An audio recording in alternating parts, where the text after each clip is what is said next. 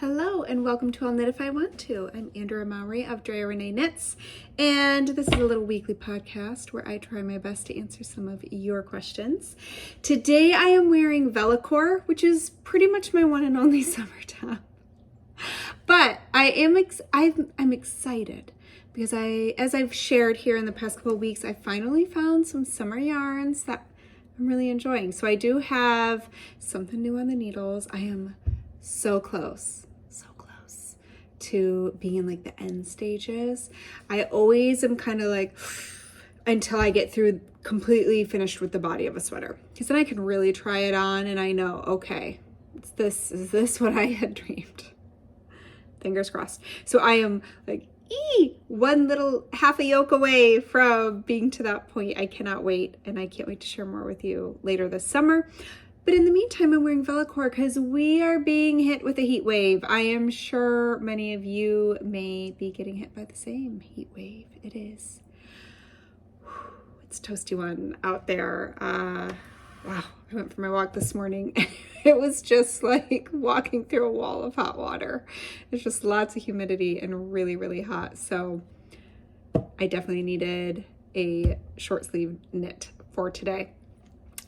Yes, this Velour. I love this sweater. It is a great one. I have knit it twice. This is the second one I made. This one is made using, it's actually wool, but I still am comfortable. Now, do I want to sit outside right now? I don't really want to sit outside in most of the clothing I own. It's the humidity that I think gets me. But it's so funny because I have lots of family members who love the heat, and I am the one who's like, I like a little. If I'm gonna be in or on water, then I'm pretty good. But anyways, I digress. Back to the sweater. So this one is knit out of Brioche. That's the white cream color. I think it's called Ecru maybe. And then this is Spin Cycle Yarns, and this is actually an ish tint. So it's one of the skeins that comes off that isn't actually what it's meant to be for whatever colorway was happening. And so they have some ish tints, and these are sold, I think, only at Starlight Knitting Society in Portland, Oregon. And I had picked one up there years and years ago, and I love, it's like, it has colors that I can only describe as romantic, you know, like a little sagey, a little like pinky. Anyways, I love it. So it's just a cute, sweet, pretty simple tee, honestly. This just has these little slip stitch, kind of, they look like a little braid because they're twisted.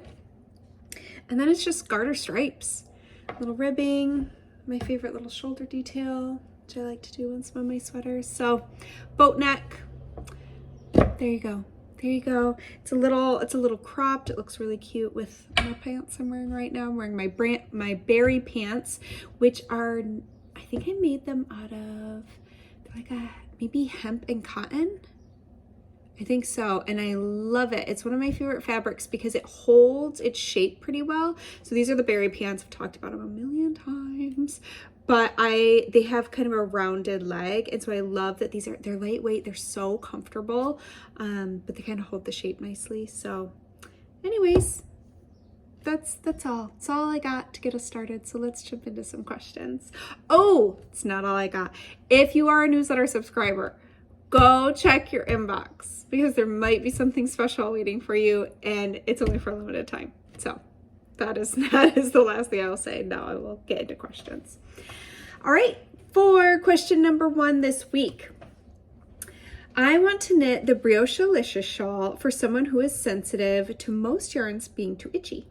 I recently used Tosh Merino Light, first time using superwash yarn, in a shawl, and loved how soft and non-itchy it was. I would like to use the suggested yarn, Tosh Sock, but I'm curious to know how the shawl kept its shape. I know superwash yarn grows, and combining that with brioche, is the shawl going to grow a lot after wearing?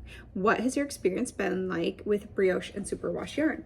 So I have loads of shawls that are that combination. If you look through my shawl collection, you will see I love adding brioche into any shawl that I can. It is so squishy. It's fun to knit, and it's great for putting in like a band in the shawl where you want just a little something that you got to think about, but then you want to get back to the relaxing knit. So I just like to put in little sections of brioche in a lot of my shawls. And I have tons of them that were knit in superwash yarn. So I have not had any issue with any of my shawls holding up. The nice thing about shawls is they don't go through the same wear and tear as a sweater.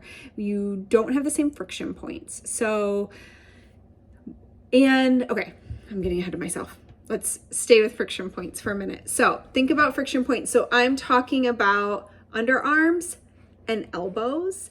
Anywhere that like there's that rubbing happening, those tend to be like the big pill zones. So, and pointy elbows, anywhere that can get that kind of abrasive friction might wear through kind of quickly. So, and that kind of goes for really any yarn, especially if it's on the soft side. Softer yarns tend to pill easier because one of the things that often makes them soft is a shorter, there's a new word, shorter staple length, which pills quicker than a longer staple length. But the longer the staple length, often the coarser that yarn may feel, especially against our skin. So in general, shawls aren't going to deal with quite the same friction that something we wear on our body. So there's that going for us. Now let's talk about shape and something keeping its shape. Again, a sweater has to fit our body, and there are certain areas that I notice with superwash yarns can be a little tricky. One of those places is like a hem. So I notice on a lot of superwash sweaters, what you will see is what I call a blown out hem, where the hem no longer tucks in with the ribbing. It's just kind of floppy and it's just not in its original shape. That is not a rule. It's not every sweater.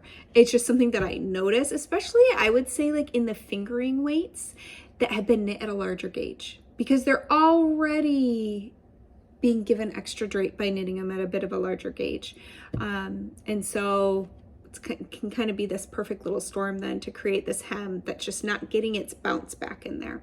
And that is one of the symptoms that you may feel about superwash yarns, is it doesn't have the same bounce back as a non-superwash because it doesn't have the same grip and stick that a non-superwash typically would.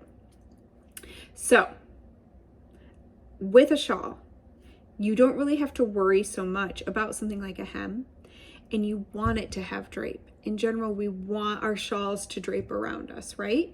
So in my opinion, it's kind of the perfect place to use your soft superwash yarns, because you want that drape that just wraps around no matter what shape you've knit it into, whether it be a crescent or a triangle or asymmetrical or a square, whatever it is, you want the shape to kind of collapse and just, again, drape, fold around you. So that's where we want it.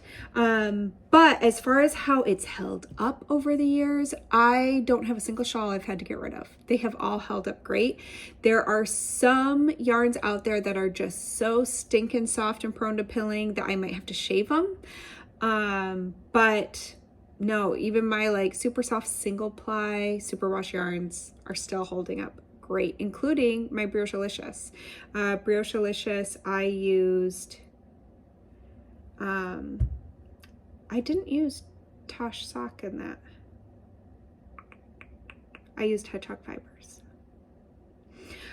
But it's held up great. I just was rereading your question and you were saying how you want to use the suggested yarn. But maybe you're thinking, oh my goodness, I am bouncing back and forth. When I first read your question, I read it as Briochealicious. Then when I was reading it out loud, I read it as Briochealicious, which is another shawl I have knit, which that one is hedgehog. So just, if I could just rewind. Yes, Briochealicious was knit in Tosh Sock. Oh my goodness. Okay. So yes, that has held up so well. I wore it for years, and I actually gave it to my best friend because she coveted it for all those years. And so I finally surprised her. And it was still in good enough shape to pass on to my friend years after I had made it. So there you go. That should be a pretty good vouch for it. But yeah, and again with the brioche, I've not had any problems because I want it to drape. The only time I get wary of combining brioche and superwash yarn is in a hat, because I have a little head and I don't want a potato sack situation. But all that means is I have to be really, really careful with my gauge. I need to do a proper gauge swatch, and I need to be careful with blocking. A lot of times pre-blocking, it's fine. A hat, I do have a hat that is knit out of superwash yarn that I just never blocked, and it fits me great. And it looks fine. It really did fine to not block. It's the only thing I have ever not blocked since I learned about blocking. But that's the only time where I'm careful, or if I was doing a sweater, depending on where the brioche is in that sweater and how much it will grow. Those are things I'd really want to think about before heading into that project. All right, next question. Sad news. My big, giant, wonderful water bottle I had, that if you've been around here, you've seen me lift my giant water bottle. It died. It broke. But I've got a new one, and it's a fun color, and it's delightful. Still hydrated, we're all good. Okay, question number 2. My knitting nemesis is row gauge. I always have more rows per 4 inches than the pattern gauge. I want to knit a sweater, but struggle with figuring out how to change the yoke portion of a sweater to match my gauge. Is there a particular sweater construction I should look for so that I would know that the yoke is based on measurement rather than the number of rows? Unfortunately, no, there's not an answer like that I can give you for this one. There's not a specific sweater construction that is always going to be knit to a measurement. It really comes down to the designer and how they write their patterns. Some will write it prescribing a certain amount of rows to knit. Some will write it prescribing a length to knit to. For myself, I always prefer to say continue to this length anywhere I can in a pattern. If I can avoid a specific number of rows, I always want to do that, because I would much rather that if you've hit stitch gauge and you're not too far off on row gauge, now you're just working to that measurement so you can make it work. The only times I don't do that is when there is patterning happening that makes it, you have to fit that patterning within a certain given amount of rows, where it would be difficult to just add or subtract rows because maybe there's all over patterning. So where that can be specifically tricky might be all over color work. But even then, sometimes that is an option. I don't want to deter you from an all over color work, because you never know, depending on that color work and its repeat, that too may be able to be knit to a specific length. So I wish I had like a super clean, tidy answer for you, but unfortunately, that's a hard one to know ahead of time. So here are some things that maybe could help. Anything that is knit fairly plain in the yoke throughout the sweater, in general, you can tweak that length to what you need. What I would watch out for and avoid is possibly color work that extends beyond the yoke, because that may be trickier for you to fudge those numbers, especially because depending on the style of the sweater, some people are continuing to shape beyond that point, or it's a really, really deep yoke or something like that is happening, that it might just be trickier. It's not to say you can't do it. It's just not going to be as clean cut as I think what you would like to look for. So you can absolutely do something with patterning, especially if it's like on the yoke up here, but then stops before you would be dividing. Most of those are going to be fine. You're going to knit to a certain length. And again, maybe stay away from raglans. Raglans tend to be written in a way that shaping really begins and ends at the top and bottom of the yoke. Like usually designers, from what I've experienced, they really figure out, okay, here is my yoke depth, and I'm going to evenly disperse the shaping across that entire yoke depth. So those can be trickier to add or lose some of your length there. So raglans, I would maybe put a pause on until you get more comfortable with mods. But I think that drop shoulder would be fine, and I think that round yoke would be fine. Yeah, I think those are two good starting places. And if the pattern, and again, the pattern doesn't have to be written, you know, go to this length. You can determine that length by looking at your schematic. So go to the schematic, see how long the yoke depth is in the schematic, and then you know what your target is that you need to go to. So let's say you're always short, then you would just continue knitting until you hit that length. If you're always long, then it can be a little bit trickier, again, just depending on how deep any patterning might go if you are doing a patterned sweater. So, but I think that a round yoke or a drop shoulder would be good places to start. All right, question number 3 is about Boho Blush. I finally cast on Boho Blush and I'm really enjoying it so far. I've never done brioche and feel like a superstar after finishing the first 4 rows of it. My question is about the edging. I know you've added yarn overs on one row and for them to be dropped on the next row to help give the edge more stretch. But is it possible that I'm still making it too tight? I know I'm early in the project, but I just don't know if I should rip it out and start over, being extra mindful not to tighten those edge stitches. When I spread my progress out on the cable, it doesn't feel like I would be able to block it without puckering because the edge is too tight, but the middle isn't. I hope that makes sense. So this is kind of a perfect storm situation. You are working on a crescent shaped shawl, and the way a crescent starts is you really have to explode those stitches. We're not only increasing along the axes like we would on a triangle shawl where we're kind of going quickly. So that can feel, especially when it's the baby shawl, it can feel a little bit tight. Your edges will naturally, in my experience, are gonna loosen up and be just fine. Like when you go to block that shawl, there's gonna be enough space for it to block out into its shape, and I don't think it's gonna be a problem. One thing that kind of popped into my head was, since this is your first time doing brioche, which, good job, welcome to the club, is that you might have gotten a little titch tight on those edges just because you're learning a new technique. And sometimes we tense up and we're just like kind of, oh. And so if you wanted to start over, I don't think it would be the worst thing in the world, just because now that you're feeling really good about the brioche and you feel like you're kind of getting the hang of it, you might be a little bit more relaxed when you knit it the second time. I don't think I've ever regretted starting a project when I'm feeling like, I always end up kind of being a little neater my second time around because I generally am a little bit more relaxed and confident in what I'm doing.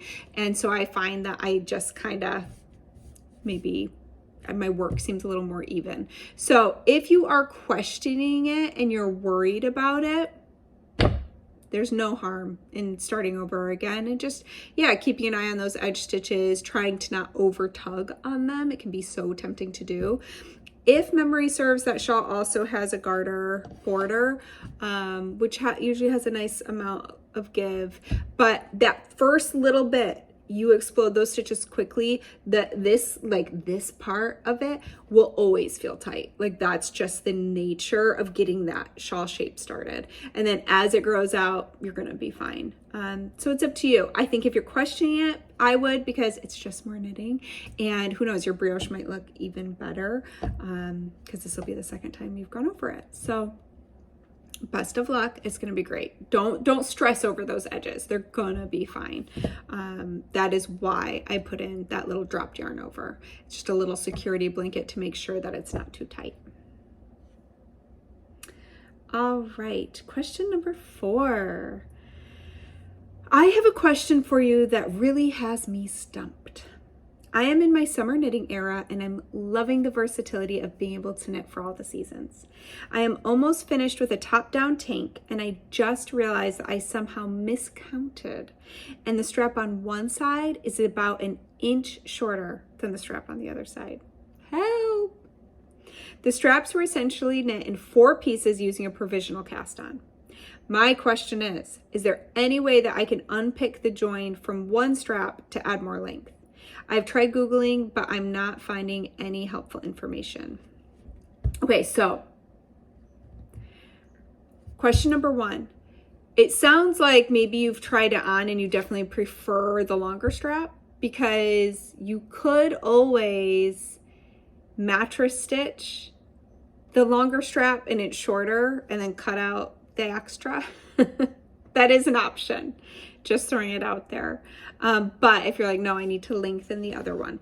So I don't think there's any way that you can go back and pick out like where the provisional was, because all your stitches below are connected to it. Like it's the whole thing now.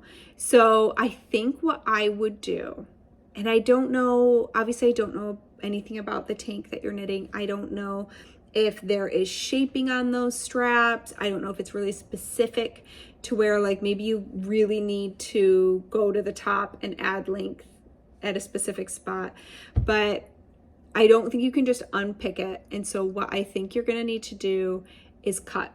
You're gonna need to snip that little row of stitches, get both sides back onto your needles, put one side, the bottom on hold, knit your inch, and then I would just use Kitchener stitch to then close it back up.